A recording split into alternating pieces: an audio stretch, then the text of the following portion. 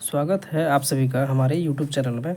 आज हम लोग क्लास 10 के गणित के चैप्टर नंबर 2 को देखेंगे। ठीक है, चैप्टर नंबर 2 आपका बहुपद है। आज हम लोग बहुपद को पढ़ेंगे, बहुपद क्या है और बहुपद में क्या क्या पढ़ना है सब मैं आपको बताते हुए, इसका बेसिक कॉन्सेप्ट को बताते हुए आपको प्रश्नावली 2.1 की तरफ ले चलूँगा। तो वीडियो पे शुरू से अंत तक बने रहिए। वीडियो ज़्यादा लंबा नहीं है, छोटा ही है और वीडियो को पूरा वॉच कीजिएगा। आपके बोर्ड एग्जाम में प्रश्नावली 2 से ऑब्जेक्टिव और सब्जेक्टिव के क्वेश्चन देखने को मिलते हैं।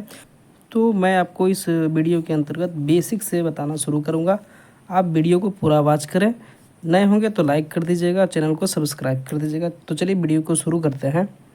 तो सबसे पहले हम लोग जानेंगे बहुपद क्या है। ठीक है, प्रश्नावली 2 बहुपद है, तो बहुपद के बारे में जानेंगे। बहुपद है क्या, बहुपद कहते किसको हैं। तो ऐसा बीजीय व्यंजक जिसमें चर राशि का घात पूर्ण संख्या हो। ठीक है, चर राशि का घात पूर्ण संख्या हो। ठीक है, चर राशि जैसे एग्जाम्पल क्या क्या, चर राशि माने एक्स का पावर क्या होगा, 1 होगा। एक्स का पावर क्या हो सकता है, 4 हो सकता है। एक्स का पावर क्या हो सकता है, 0 हो सकता है। एक्स का पावर क्या हो सकता है, 10 हो सकता है। तो इस तरह से ये जो मैंने जो संख्या लिखा है यह एक पूर्ण संख्या है। ठीक है, आपकी जानकारी के लिए बता दूं कि पूर्ण संख्या किसे कहते हैं। तो पूर्ण संख्या 0 से शुरू होती है। कहाँ से शुरू होती है, 0 से शुरू होती है और अनंत की ओर जाती है, इसे पूर्ण संख्या कहते हैं। ठीक है ना, पावर यदि माइनस में आ जाए तो यह बहुपद नहीं होगा। ठीक है, या फिर बटा में आ जाए, चर राशि बटा में आ जाए तो यह बहुपद नहीं होगा। ठीक है, तो आपको ये सब बहुपद के एग्जाम्पल हैं। इस तरह से आप एग्जाम्पल दे सकते हैं कि 3x + 2 ये भी एक बहुपद है। ठीक है, ये बहुपद है, ये भी बहुपद है, ये भी है, ये भी है, ये भी है। ठीक है, तो चलिए बहुपद के प्रकार के बारे में जानते हैं। बहुपद का प्रकार क्या है, तो आप देख सकते हैं मैंने बहुपद का प्रकार लिख लिया है। मैं इसी वीडियो में आपको प्रश्नावली 2.1 बताऊंगा। अभी 2 मिनट के लिए मैं आपको बेसिक बता देता हूं, तो आप वीडियो में पूरा बने रहिएगा। ठीक है, पहले जान लेते हैं हम लोग रैखिक बहुपद क्या है। ये आपको ऑब्जेक्टिव में पूछता है। ठीक है, तो आप इसको ध्यान से देखिएगा, इसको स्किप करके नहीं देखिएगा। ठीक है, क्योंकि यह आपका ऑब्जेक्टिव में बिल्कुल पूछेगा ही पूछेगा। ठीक है, तो रैखिक बहुपद का मतलब घात 1, क्या, घात का मतलब पावर, घात का मतलब पावर। ठीक है, एग्जाम्पल जैसे एक्स का पावर 1, एक्स के पावर 1 को एक्स ही लिखते हैं। ठीक है, ये दोनों बराबर है आपस में, ये दोनों आपस में क्या है, बराबर है।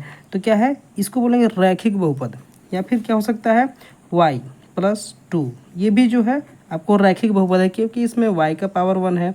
मतलब चर राशि का पावर देखना होता है किसी भी समीकरण में। जैसे मान लीजिए लिख दिया कि 3x + 5 किस तरह का बहुपद है आप बताएं। तो इसमें चर राशि को देखिए, x लगा हुआ। ठीक है, तो चर राशि का जो पावर है, मैक्सिमम पावर है, चर राशि यहीं पे लगा हुआ है, यहाँ नहीं है। ठीक है, तो पावर कितना है, 1 छिपा हुआ रहता है। ठीक है, तो 1 है, यानी कि रैखिक बहुपद है। चलिए इसका एग्जाम्पल देखते हैं। इसका एग्जाम्पल क्या है, इसमें कितना होगा, घात आपका 2 होगा। ठीक है, घात जैसे में क्या होगा, एग्जाम्पल देखिए, एक्स का पावर 2। ठीक है, पावर 2 हो गया तो द्विघात हो गया। पावर 3 रहेगा तो 3 घात। ठीक है, तो पावर 2 हो गया। और क्या हो सकता है कि 3x² + x प्लस में 5। ठीक है, 3x² + x प्लस में 5। इसमें x यहाँ भी है, यहाँ भी है, लेकिन सबसे ज़्यादा पावर कहाँ है, तो यहाँ है। सबसे ज़्यादा पावर इस बहुपद में क्या है, तो 2 है, इसलिए यह द्विघात बहुपद कहलाएगा। तो इसमें क्या हो सकता है, घात कितना रहेगा, 3। ठीक है, घात 2, घात 1, घात 3। ठीक है, तो यहाँ क्या एग्जाम्पल ले सकते हैं हम लोग, x का पावर 3 या फिर और y³ + y² + 3y + 5, इस तरह का भी हो सकता है बहुपद। तो इसमें सबसे ज़्यादा y का पावर यहाँ पे है जो कि 3 है, तो यह त्रिघात बहुपद कहलाएगा, द्विघात नहीं कहलाएगा, रैखिक नहीं कहलाएगा। पावर सबसे ज़्यादा को देखते हैं। शून्य घात में क्या होता है, सिंपल x का पावर कितना होता है, 0। किसी भी x का नहीं, x का ही नहीं, मतलब y का भी हो सकता है, z का भी हो सकता है। मतलब चर राशि का पावर क्या हो जाए, 0 हो जाए, तो उसको शून्य घात का बहुपद कहते हैं। ठीक है, यानी कि इसमें सिंपल हम लोग अंक भी लिख सकते हैं, क्योंकि इसमें x का पावर 0 छिपा हुआ है। किसी का पावर 0 का मान कितना होता है, किसी भी चर राशि के पावर 0 का मान का मतलब 1 होता है। ठीक है, तो यानी कि यहाँ 2 के साथ x का पावर 0 छिपा हुआ है, तो 2 × 1 यानी कितना बन जाएगा, 2 ही बन जाएगा। ठीक है। तो यह शून्य घात का बहुपद है। कोई भी अंक लिखा हो, जैसे 10 लिखा हो, तो यह शून्य घात का बहुपद है, क्योंकि इसमें x का पावर 0 छिपा हुआ है। तो उम्मीद करते हैं आपको इतना बेसिक समझ में आ गया होगा। अगर किसी भी तरह का दिक्कत हो तो आप कमेंट में मुझे कमेंट कर सकते हैं, कमेंट बॉक्स में मैं आपका जवाब दूंगा। तो चलिए प्रश्नावली 2.1 की ओर चलते हैं, है ना। एक्सरसाइज 2.1 में आपको आज समझाने का प्रयास करूंगा। ये 10 मिनट में समाप्त हो जाएगा, आप बने रहिए। तो आप देख सकते हैं कि आपके सामने प्रश्नावली 2.1 में लेके आया हूँ किताब का NCERT का। तो यह क्वेश्चन क्या कह रहा है पहले समझते हैं। पहले क्वेश्चन बोल रहा है किसी बहुपद px के लिए, ठीक है, किसके लिए, x के लिए, y के लिए नहीं, x के लिए, y बराबर px का ग्राफ नीचे आकृति में दिया गया है। मतलब ये 6 आकृति दिया गया है, ठीक है। प्रत्येक स्थिति में px के शून्य की संख्या ज्ञात करना है, ठीक है। px का, y का नहीं, x का। तो देखिए x अक्ष ये वाला है, ये है y अक्ष। सभी फिगर में x अक्ष, y अक्ष, x y सब में दिया हुआ है, ठीक है। आप देखिए ये जो तीर है, ये जो तीर देख रहे हैं, कर्व देख रहे हैं, ठीक है, लाइन देख रहे हैं, इस तरह का मुड़ा हुआ, इस तरह का आपको दिख रहा होगा, ठीक है। तो यह एक्स लाइन पे, एक्स अक्ष पे कितना बार कट रहा है, इसको ध्यान दीजिए। देखिए यहाँ कितना बार कट रहा है, कट ही नहीं रहा है, एक्स पर कट ही नहीं रहा है, वाई पे कट रहा है, ठीक है। तो यहाँ शून्य का संख्या क्या हो जाएगा, 0। क्या लिखेंगे, 0। जैसे मान लीजिए मैं आपको दिखाता हूँ, कुछ ग्राफ इस तरह से है। फर्स्ट वाला कि x का लाइन ये है, y का लाइन है, और ये x का लाइन है। इधर x डैश, इधर y डैश, ठीक है। ये O है और कट रहा था यहाँ पे, ठीक है, यहाँ पे कट रहा था। तो यहाँ x के लाइन पे, x अक्ष पे यह लाइन कटा ही नहीं, ठीक है। तो यहाँ कितना हो जाएगा, शून्य का संख्या बोल रहा है, शून्य कितना होगा, तो शून्य कितना हो जाएगा, 0, ठीक है।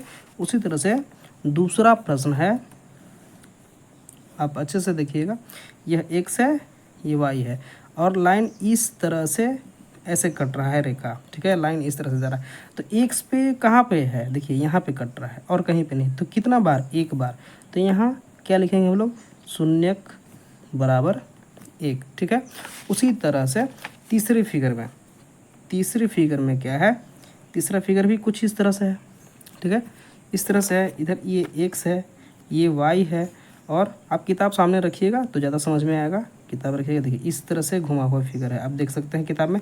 तो x पर कितना बार, 1 बार, 2 बार, 3 बार, आप देख सकते हैं किताब में भी 1 बार, 2 बार, 3 बार।